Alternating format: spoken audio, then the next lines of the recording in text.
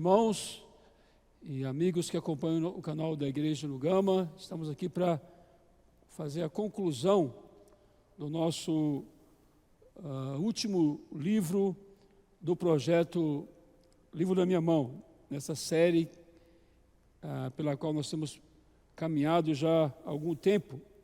Estamos concluindo aqui esse livro maravilhoso. Quem tem ouvidos, ouça. Quem tem ouvidos, ouça. Amém? Então, chegamos aqui agora no 6º capítulo. Iremos escutar um pouco com vocês da essência que o Senhor tem falado conosco nesses dias, né? Aleluia, que essa palavra é tão atual, é tão importante para nós, né? Tudo a ver com a era final em que nós vivemos. Sem dúvida, uma palavra de despertamento para a igreja do Senhor nesses últimos dias. Por isso tem esse tom tão forte, né? Quem tem ouvidos, ouça. Ouça o quê? Ouça o que o Espírito quer falar ou está falando para a sua igreja. De fato, irmãos, Deus quer produzir uma igreja celestial. Esse é o foco da obra de Cristo.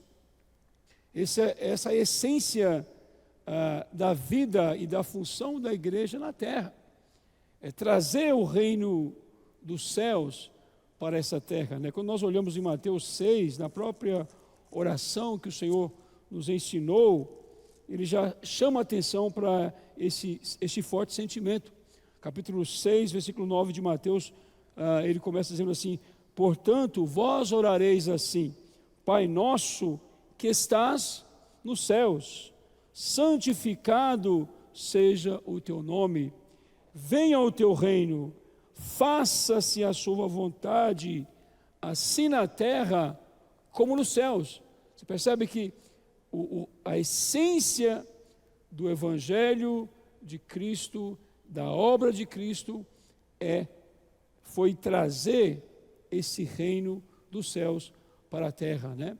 E nesse texto ele encoraja os seus discípulos que tenham essa atitude, essa oração, esse desespero de trazer esse reino para a terra, fazendo a vontade de Deus na terra, né? Então essa é a essência da igreja.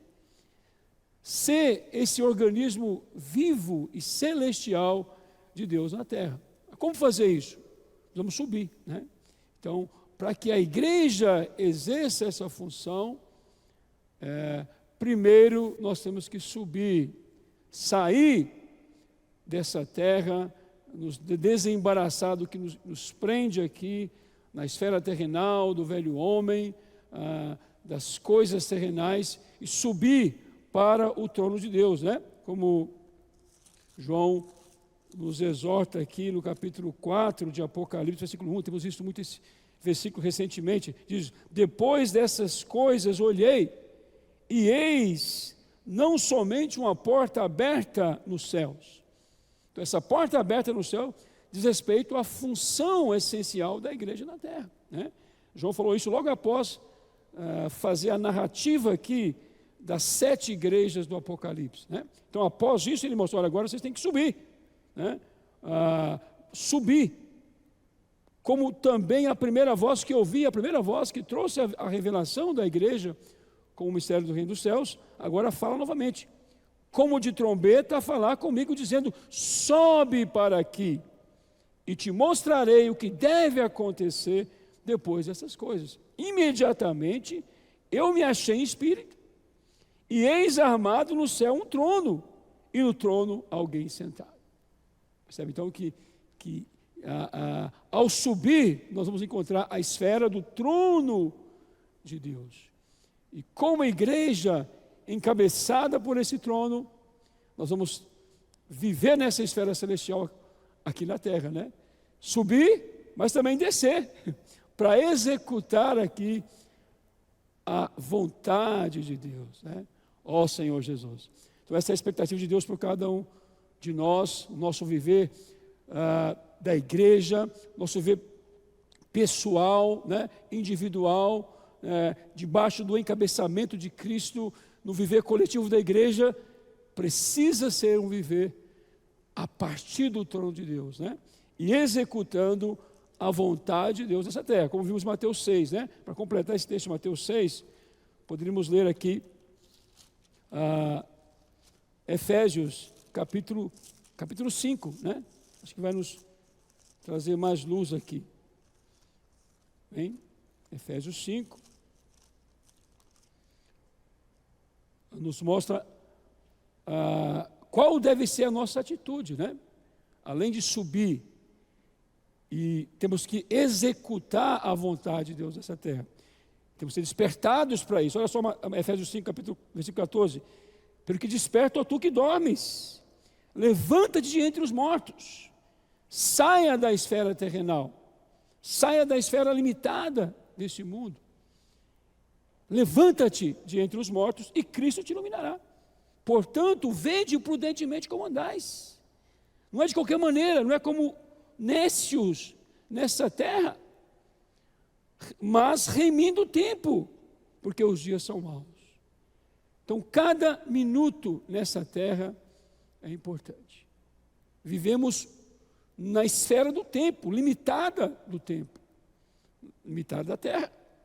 Mas a nossa função como igreja é executar a vontade de Deus aqui, nessa terra, que é trazer o reino dos céus, que é o encabeçamento de Cristo sobre todas as coisas, né? Aqui fala, por essa razão, não vos torneis insensatos, mas procurai compreender qual é a vontade de Deus. Qual é a vontade de Deus?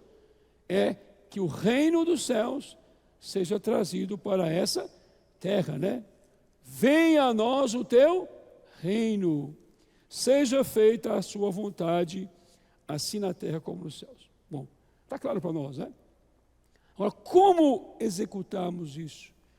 Em que consiste a execução desse reino? Irmãos, primeiramente, nós precisamos vencer toda a esfera de desordem que está à nossa volta, né? Ou seja, o mundo, a terra está em desordem. O mundo jaz no maligno.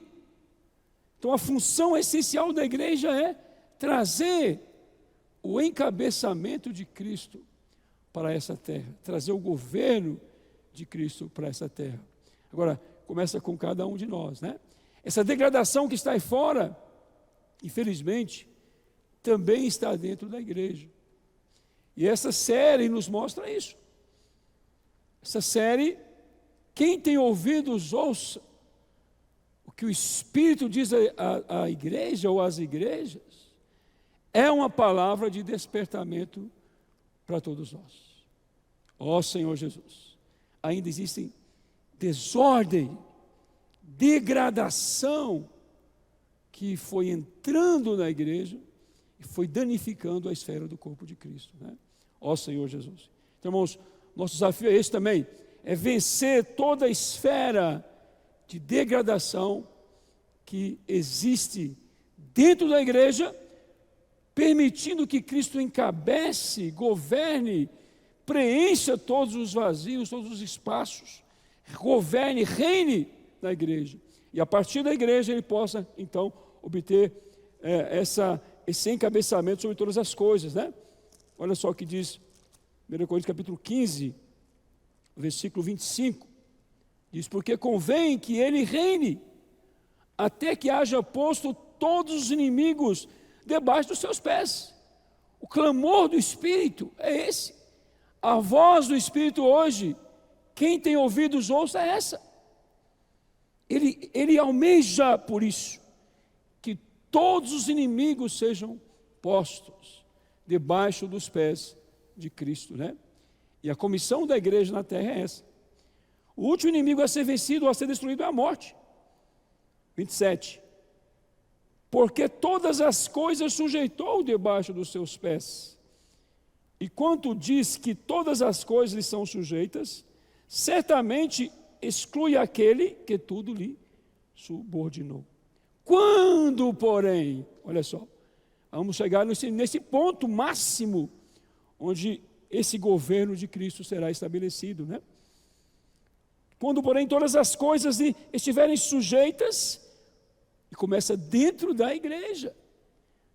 Hoje o Espírito está colocando em ordem todas as coisas na igreja. Esse é o encargo desse livro que nós estamos concluindo hoje, né? Então, o próprio Filho também se sujeitará àquele que todas as coisas lhe sujeitou, para que Deus seja tudo em todos. Jesus é o Senhor. Então esse é o coração de Deus. Essa é a expectativa de Deus. Esse é o falar do Espírito para nós hoje. Nós vamos ouvir? Vamos atender, nos submeter à voz do Senhor e ao trabalhar de Deus em nossas vidas e na sua igreja. Amém? Que tal? Esse é o sentimento geral que eu creio que está claro para nós nesse final do livro que nós estamos concluindo. Bom, a linha geral desse livro, né, nos apresenta uma abordagem, uma narrativa baseada em Apocalipse capítulo 2, né, versículos 1, vamos lá, até o versículo 11. Então é uma série que vai nos apresentar as 7 igrejas. O livro 1 da série, que é esse que nós acabamos de concluir, estamos concluindo hoje essa ministração, envolve essas 2 primeiras igrejas, né? A igreja em Éfeso e a igreja em Esmirna. Depois nós teremos, na continuação da série, mais 2 ou 3 volumes que vão concluir, vão fechar esse pacote para nós, né? Mas o encargo central dessa série não é fazer um estudo de ortodoxia da igreja, com a narrativa completa, histórica da igreja desde o seu início, em Jesus Cristo e na era apostólica. Não. O objetivo dessa leitura é trabalhar o ponto central, identificar o falar do Espírito, o despertamento do Espírito para a sua igreja, apontando o ponto chave do problema e a solução e a reação que nós temos que ter. Ó Senhor Jesus, são obstáculos que se apresentaram na história da igreja, são armadilhas que foram lançadas sobre a igreja e que gerou dano, gerou degradação, gerou desordem. Então é preciso enfrentá-las e ter uma reação forte contra elas. Então eu diria que esse é o objetivo central desse livro, né? E traz muita luz e ajuda para nós, né? Vamos entender, irmãos, a era em que nós vivemos.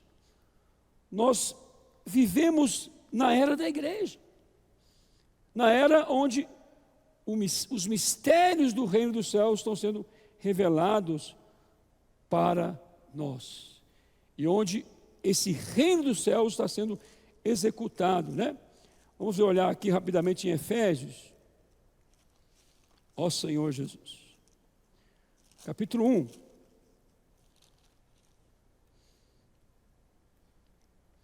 Versículo 9 e 10. Desvendando-nos o mistério da sua vontade, segundo o seu beneplácito que propuseram em Cristo, de fazer convergir nele, na dispensação da plenitude dos tempos, todas as coisas, tanto as dos céus como as da terra. Percebe aqui? Esse tempo que está chegando na sua plenitude é exatamente a era da igreja.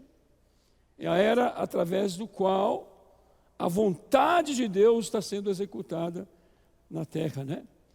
E o convergir todas as coisas nele é exatamente encabeçar todas as coisas em Cristo. Essa é a era da igreja, essa é a essência da igreja. E esse trabalho começa dentro da igreja, subjugando as coisas negativas que entraram na igreja e causaram dano, né? Olha só o versículo 22 desse mesmo capítulo. Fala: e pôs todas as coisas debaixo dos seus pés, e para ser o cabeça sobre todas as coisas, o deu à igreja, a qual é o seu corpo, a plenitude daquele que a tudo enche em todas as coisas. Ó Senhor Jesus. Então Deus quer nos levar a essa plenitude, a igreja viver a plenitude de Cristo, que é o seu enchimento total, né? o seu encabeçamento total na igreja. Isso vai gerar um grande impacto, né? Vai gerar uma grande diferença na terra. De fato, o mundo à nossa volta vai tremer quando essa igreja for produzida, né? Ó Senhor Jesus. Então, irmãos, é importante percebermos isso. Em que era nós estamos? Em que momento nós estamos? Em que dispensação nós estamos? E o que está para acontecer? Isso é fundamental. Agora também temos que perceber por que a igreja não consegue viver isso aqui, que Paulo nos apresentou em Efésios 1. Essa plenitude de Cristo. Por que ainda existe desordem na igreja? Ainda existe degradação na igreja. Ó Senhor Jesus. Esse livro nos mostra que, olhando para a história da igreja, desde o seu início, e Éfeso representa a primeira igreja, né?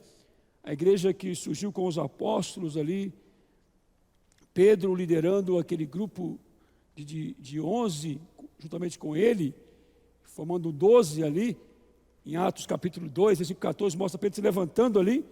Então a igreja começa a ser praticada, a ser vivida essencialmente ali, gerando um impacto muito forte naquele tempo onde eles estavam. Mas, muito rapidamente, coisas negativas começaram a entrar na igreja, né?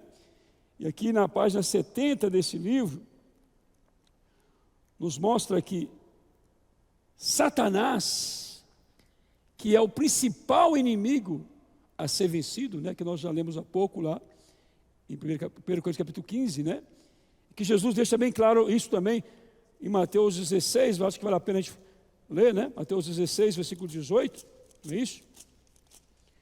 Que existe alguém que está resistindo a essa obra, a essa edificação celestial, né? 16, 18, também eu te digo que tu és Pedro, e sobre esta pedra edificarei a minha igreja, e as portas do inferno ou do Hades não prevalecerão contra ela. Mas existe uma ação do inferno contra a igreja. Então aqui na página 70 o livro nos mostra que 2 tiros principais foram disparados contra a igreja, né? E o primeiro tiro atingiu um item crucial que muitos não percebem, que é importante, e acham que até que é desnecessário essa ênfase. O primeiro tiro dado pelo inimigo foi contra a palavra profética de Deus, contra o falar profético de Deus. Então, quando você olha lá no capítulo 2 de Apocalipse, que o Espírito aponta aqui, no versículo 5, e fala: lembra-te, pois, de onde caíste, arrepende-te, e volta à prática das primeiras obras, se não venho contra ti, e moverei do teu lugar o teu candeeiro, caso não te arrependas. Que primeiras obras são essas? Era a maneira como aquela igreja vivia.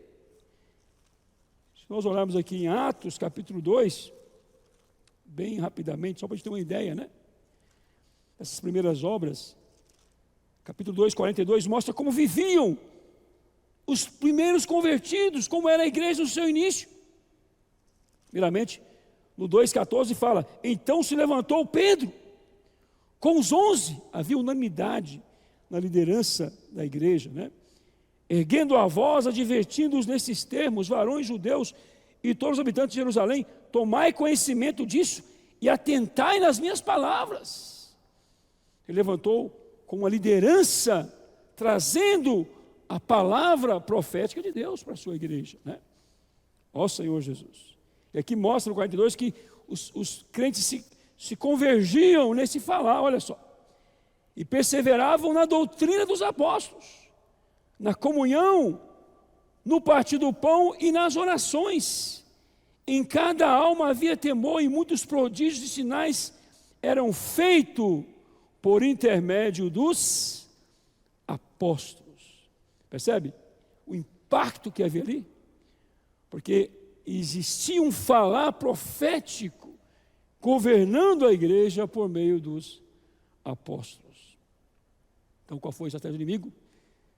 Foi atacar esse ponto, foi intentar contra isso, foi gerar dano contra isso, gerar dúvida contra isso, foi produzir mecanismos que flexibilizassem esse modelo. Ó Senhor Jesus, isso é fatal, irmãos, né? Isso é fatal. Provérbios 29, 18, ratifica esse sentimento, essa visão, essa exortação. Não havendo profecia, o povo se corrompe. Mas o que guarda a lei, esse é feliz. Ó Senhor Jesus. Por isso que havia muita felicidade ali na esfera de Atos 2. Porque todos eram unânimes em torno de um só falar, que vinha dos apóstolos. Mas a estratégia do inimigo foi atacar exatamente isso aí. E ele fez isso atacando a autoridade dos apóstolos. Então, você vê ali nas manifestações do apóstolo Pedro, do próprio apóstolo Paulo, o apóstolo João, que em pouco tempo, né, começaram a surgir a busca pela preeminência na igreja. Ó Senhor Jesus, que deu base para a produção do clericalismo que surgiu após a morte dos apóstolos, que afundou a igreja num sistema de governo de bispos, que deu base para o surgimento posterior do papado, né? Produziu uma hierarquia forte na igreja, que anulou completamente a força da palavra profética de Deus. O governo de Deus na igreja foi atingido. Isso abalou a obra do Espírito, que se move por meio da palavra profética de Deus. Olha só, 1 Timóteo nos mostra isso, né? Paulo identificou já esse problema acontecendo ali, no seu início, capítulo 1, versículo 4, né? Estou em 2 Timóteo, versículo 3. Quando eu estava de viagem rumo à Macedônia, te roguei permanecesses ainda em Éfeso, para admoestares a certas pessoas, a fim de que não ensinem outra doutrina. Olha só, outra doutrina, outras palavras, outro falar. Já estava acontecendo ali.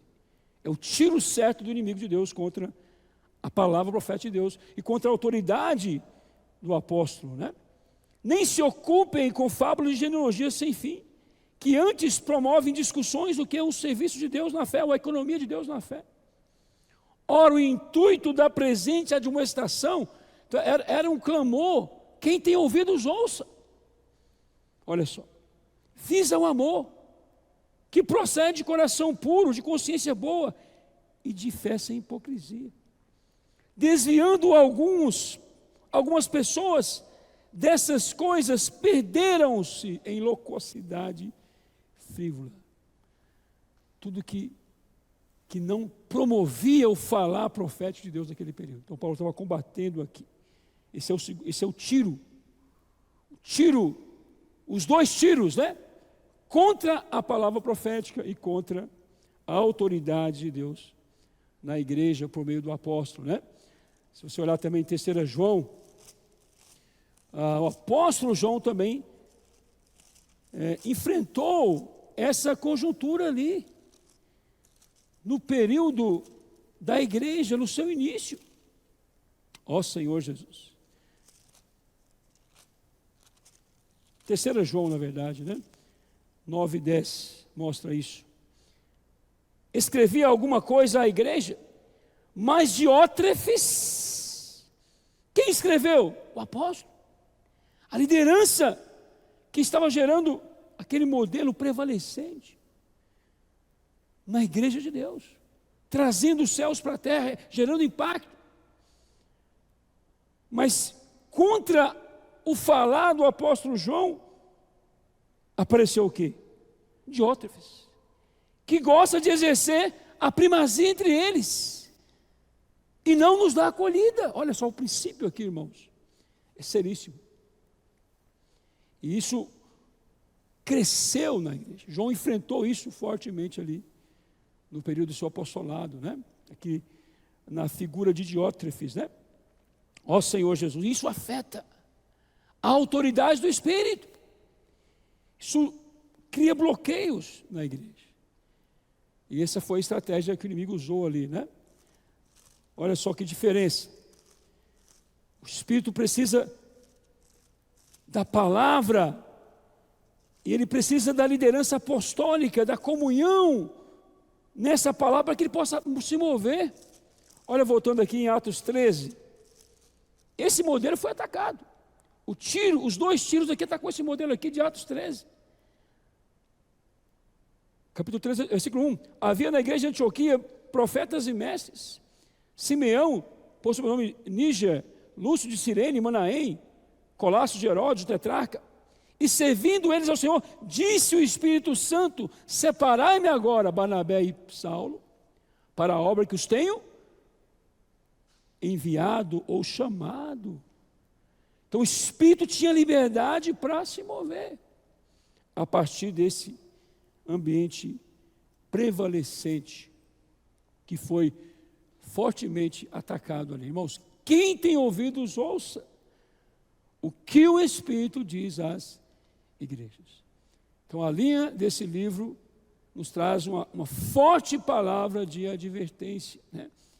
De despertamento para nós percebemos o modelo de Deus, a função da igreja, executar a vontade de Deus nessa terra, trazer o reino de Deus nessa terra, por meio da sua palavra, da comunhão na sua palavra, do comando da sua palavra e da autoridade do Espírito na igreja por meio da liderança do apóstolo, né?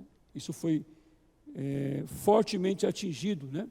E ao olhar para a história dessas 2 igrejas, né, Éfeso e Esmina, vamos perceber exatamente esse contexto, né, que trouxe bastante dano, né? E também ao mesmo tempo um chamado do Espírito para poder restaurar todas as coisas. Jesus é o Senhor. Vamos ouvir? Vamos dar atenção, vamos ganhar lição, vamos ganhar luz, isso que é o mais importante, né? Jesus é o Senhor. Pois bem, essa é a linha geral do livro. Não poderia deixar de revisar isso com vocês, esse fechamento, né? Mas o capítulo 6 desse livro, ele é muito proveitoso para nós, porque ele torna tudo mais fácil de entender.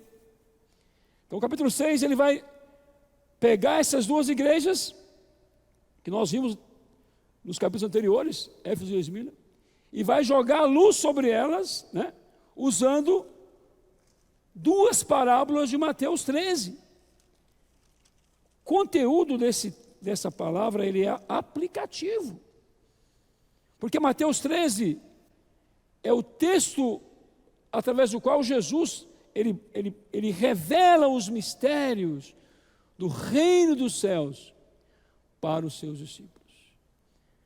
Ele apresenta para os seus discípulos o seu mistério. E o mistério de Cristo é a igreja. E o coração dele era o quê? Era produzir a realidade do reino dos céus. Porque o Cristo que estava ali em carne, estava no meio de um mundo dominado por Satanás. E os judeus que representavam o povo de Deus ali viviam na aparência do reino dos céus. Tinham a comissão de Deus? Tinham. Tinham o chamado? Tinham. Mas perderam isso. Perderam o chamamento de Deus pelas muitas falhas e erros que cometeram. Então a igreja estava sendo revelada ali em Mateus 13. E a expectativa do Senhor era o quê? Exatamente produzir a realidade do reino dos céus. Esse é o sentimento aqui, esse é o encargo central de Mateus 13. trazer a revelação do reino dos céus, para produzir a realidade do reino dos céus, né? Então, Mateus 13, olha só o que diz versículo 10. Então se aproximaram os discípulos. Eles perguntaram por que lhes fala por parábolas. Ao que lhe respondeu: porque a vós outros é dado conhecer os mistérios do reino dos céus, mas àqueles isso não lhes é concedido, né?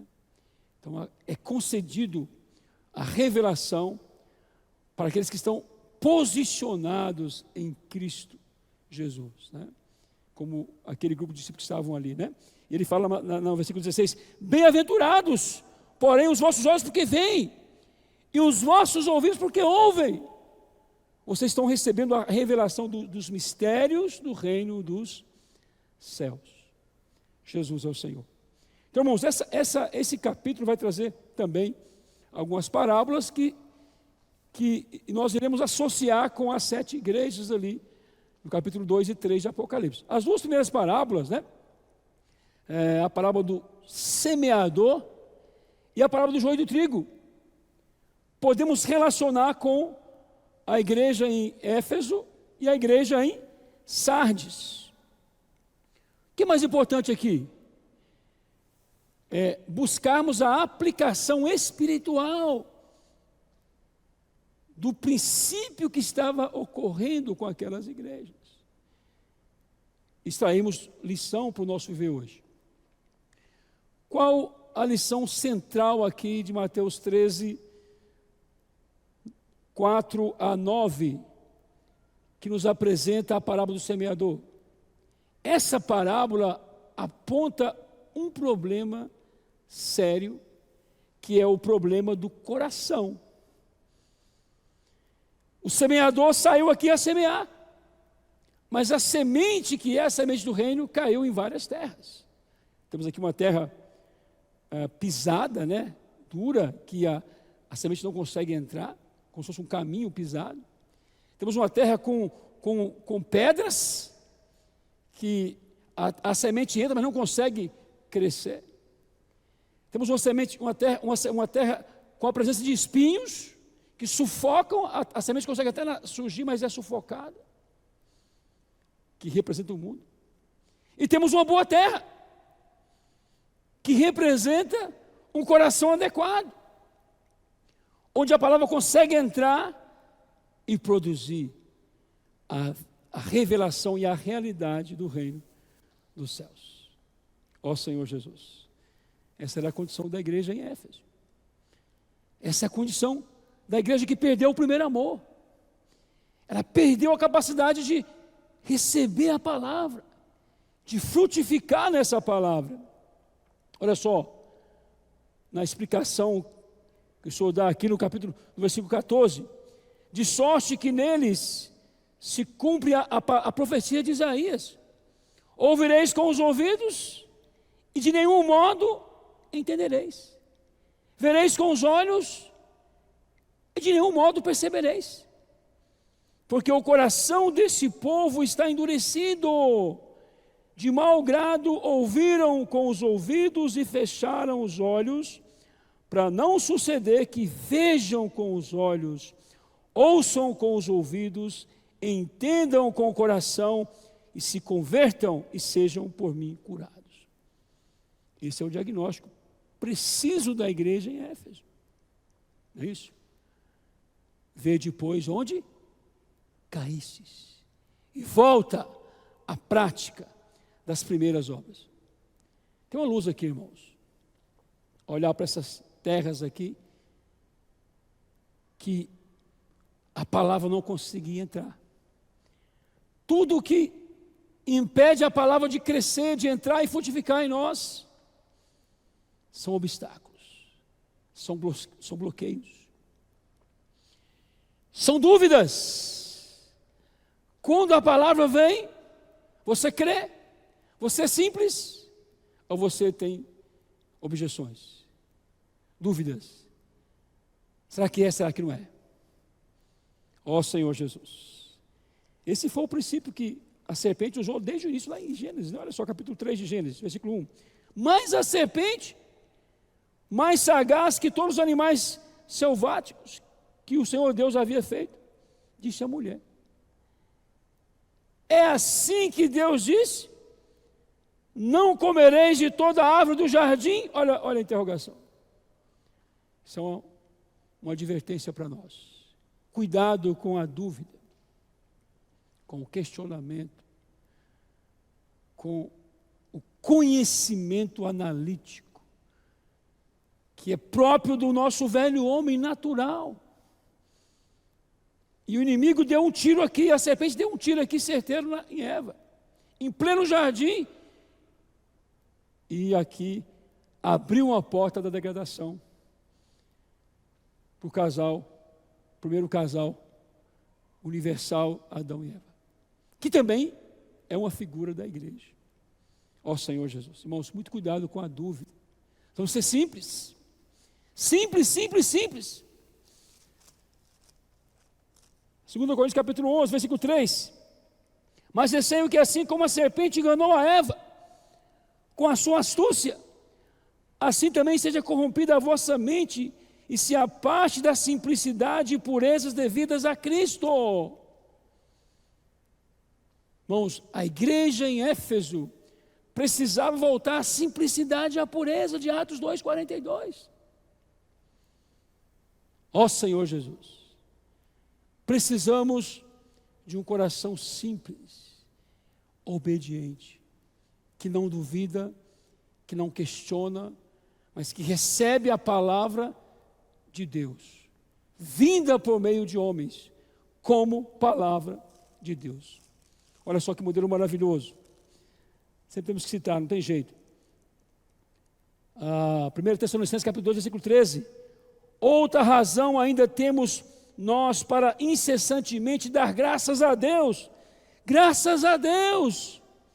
Encontrei uma igreja que venceu a degradação, venceu o tiro dado pelo inimigo, e que tendo vós recebido a palavra que de mim ouvistes, que de nós ouvistes, que é de Deus, acolhestes não como palavra de homens, e sim como em verdade é a palavra de Deus, a qual com efeito está operando eficazmente em vós os que credes.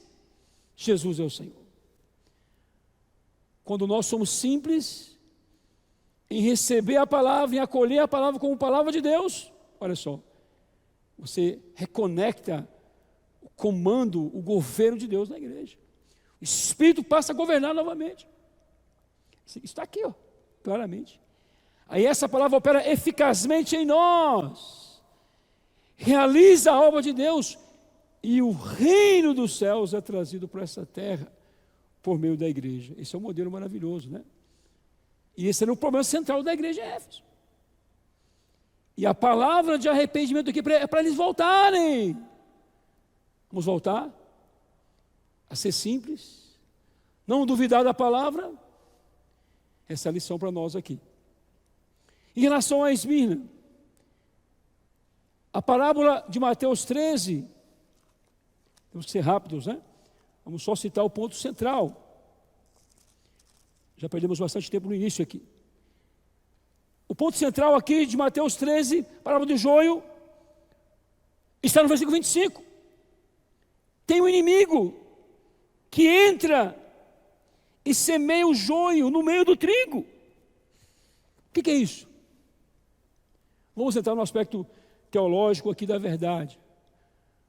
Vamos entrar no aspecto aplicativo da palavra de Deus. Esse joio aqui representa os desvios que entraram e se consolidaram na igreja.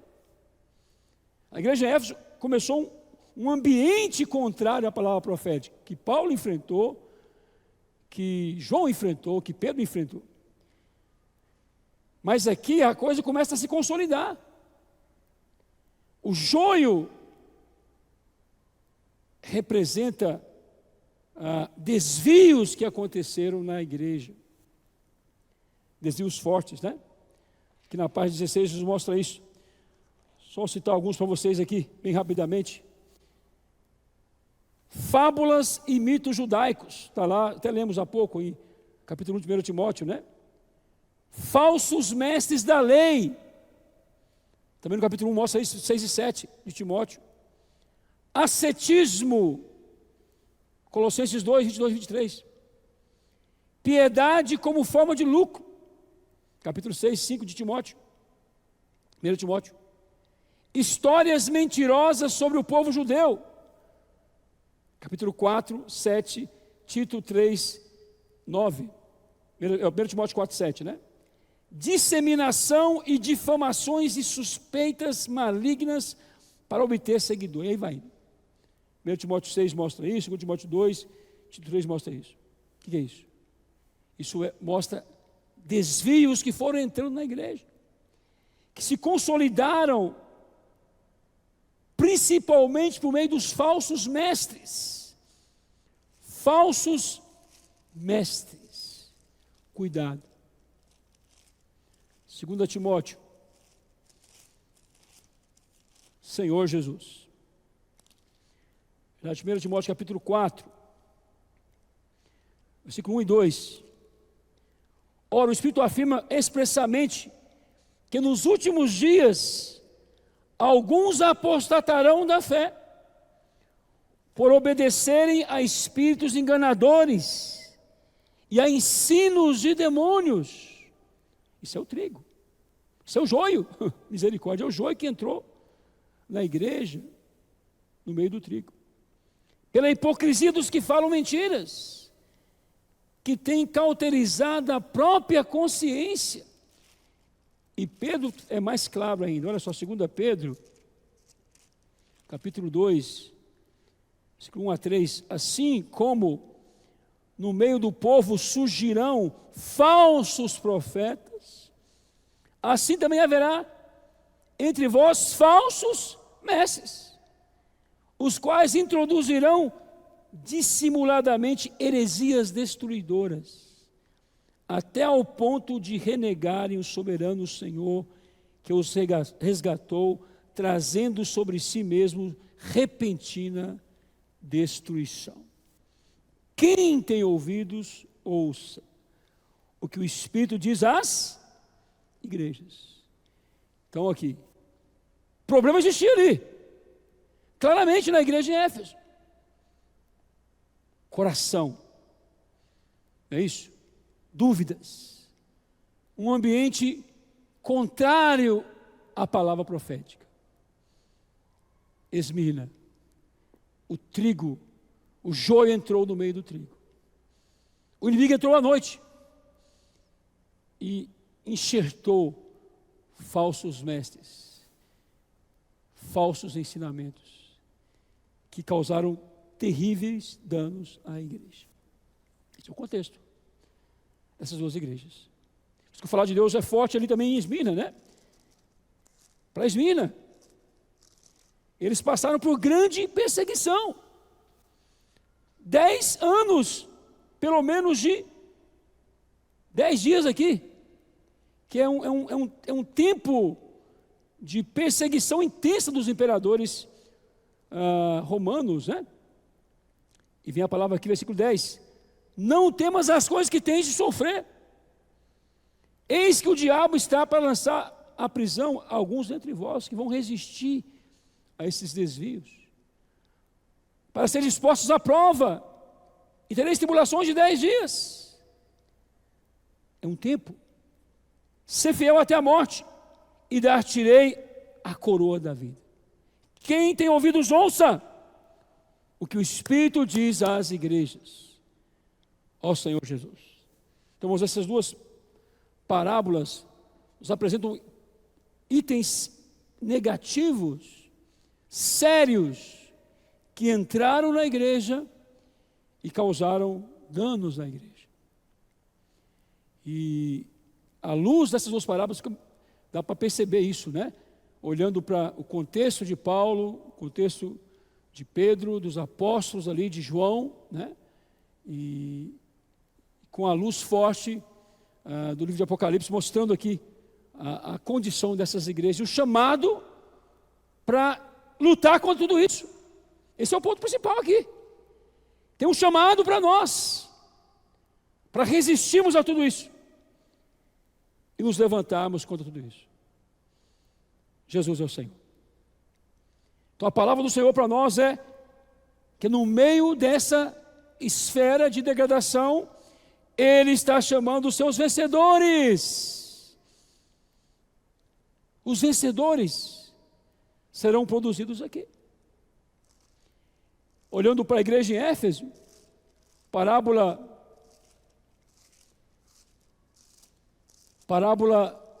do semeador, os vencedores são representados pela boa terra. Aleluia, pela boa terra. Olha só. Versículo 8, Mateus 13, 8. Outra, porém, caiu em boa terra e deu fruto, a 100, a 60 e a 30 por um. Quem tem ouvidos, ouça o que o Espírito diz às igrejas, ou à igreja. Ó Senhor Jesus, mesmo clamor, né? Ó Senhor Jesus, a palavra tem que entrar. Só restaurar nossa simplicidade, nossa obediência, nossa pureza. Sermos como a igreja em Tessalonicenses, que recebia a palavra como palavra de Deus. É uma boa terra que frutifica. Aqui tem os vencedores. Olhando para a parábola do joio, tem trigo. Versículo 30. Deixai-os crescer juntos até a colheita. E no tempo da colheita direi aos ceifeiros: ajuntai primeiro o joio, atai-o em feixes, para serem queimados, mas quanto ao trigo, recolhei-o no meu celeiro. Interessante que o joio vai permanecer até o fim.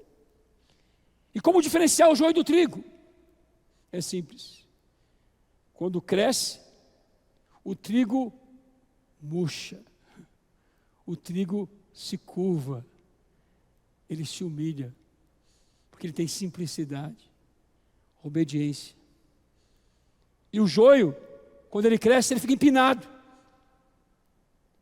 Representa o orgulho, a soberba dos falsos mestres, dos que têm os falsos ensinamentos, da loquacidade frívola.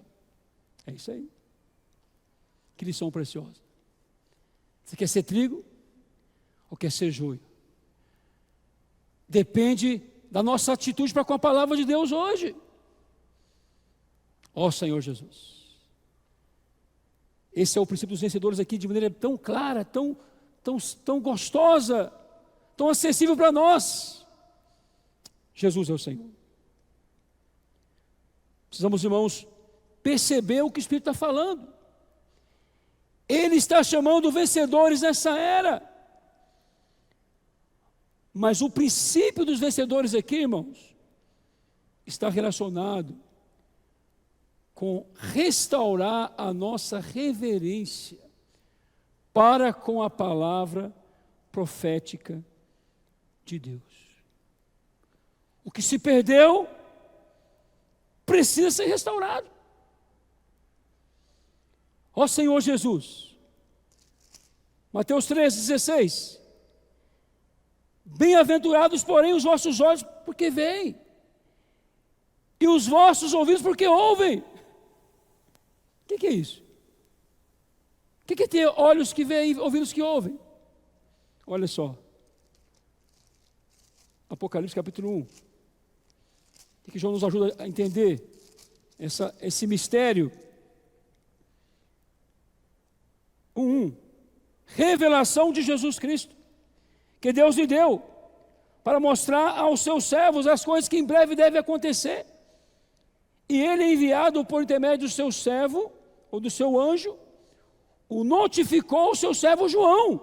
Olha só, destacou um servo aqui, chamado João, naquele tempo, o qual atestou a palavra de Deus e o testemunho de Jesus Cristo, quanto a tudo o que viu. Bem-aventurados aqueles que leem, aqueles que ouvem a palavra da profecia, a palavra profética de Deus nessa era, e guardam as coisas nelas escritas, pois o tempo está próximo. Isso é reverência. Bem-aventurados que têm reverência ao falar profético de Deus. Os que ouvem, os que dão atenção, que são simples em receber e praticar o falar de Deus hoje. Aqui está o princípio dos vencedores que Deus está restaurando hoje. Não é dos trigos, dos joios empinados, não. É dos trigos que se humilham, que ouvem, que guardam as palavras da profecia. Jesus é o Senhor. Você quer ter essa experiência? Para terminar, vamos ler Isaías, né? Isaías 57, sempre traz muita luz para nós. Ó Senhor Jesus. 57, 15. Porque assim diz o alto sublime, que habita na eternidade, o qual tem o nome de santo. Olha o céu aqui. Não é um céu que está longe, é um céu que quer se conectar com a terra. Habito no alto e no santo lugar. Mas habito também com o contrito e abatido de espírito. Olha o trigo aqui. Olha a boa terra aqui. Princípio de um vencedor da igreja em Éfeso e da igreja em Esmirna. Para vivificar o espírito dos abatidos e vivificar o coração dos contritos.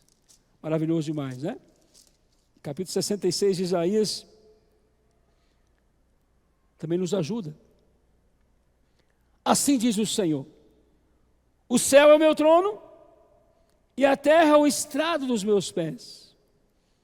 Ó Senhor Jesus, Ele quer trazer o reino dele para essa terra. A igreja tem essa função hoje. Essa é a essência da igreja hoje, viver essa realidade. Um dia, Cristo vai se manifestar nessa terra. Mas hoje a igreja tem que viver essa realidade. E qual é o lugar do meu repouso? Qual é o estado dos meus pés? Que casa me edificareis? Que igreja me edificareis? Porque a minha mão fez todas essas coisas. E todas vieram a existir, diz o Senhor.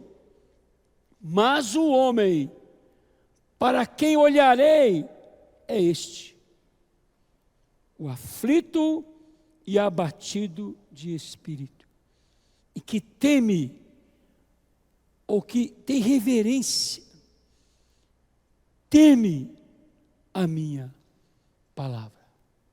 Jesus é o Senhor. Esse é o ponto central hoje que Deus está restaurando na sua igreja.